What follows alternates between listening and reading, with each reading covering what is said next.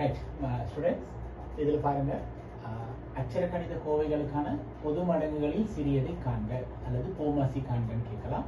ஓலிவல் எக்ஸாமில் part 1A 2 மார்க்ஸ்க்கு வரக்கூடிய ஒரு வினா.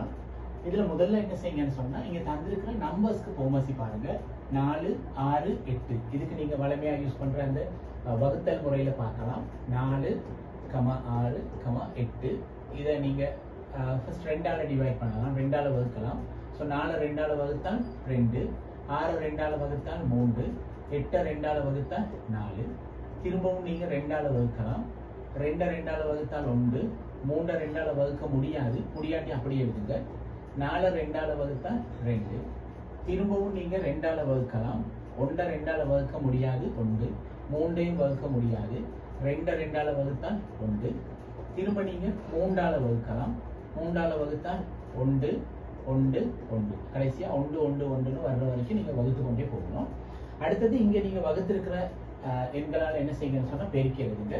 அப்ப நீங்க இப்ப வகுத்திருக்கிற எண்கள்னு சொன்னா 2 பெருக்கல் 2 பெருக்கல் 2 பெருக்கல் 3.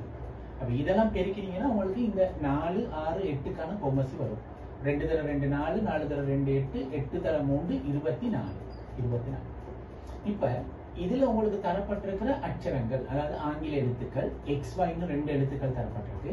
இங்க Xனுடைய வலு 2, இங்க Xனுடைய வலு 1. இதுல உயரிய வலு, அதிகூடிய வலு எதுவோ அதை இங்க எழுதுங்க. அப்ப X வர்க்கம். அதே போல அடுத்தது Y வலு 1, இங்க வலு 2. அப்ப உயரிய வலு, அதிகூடிய வலு Y வர்க்கம்.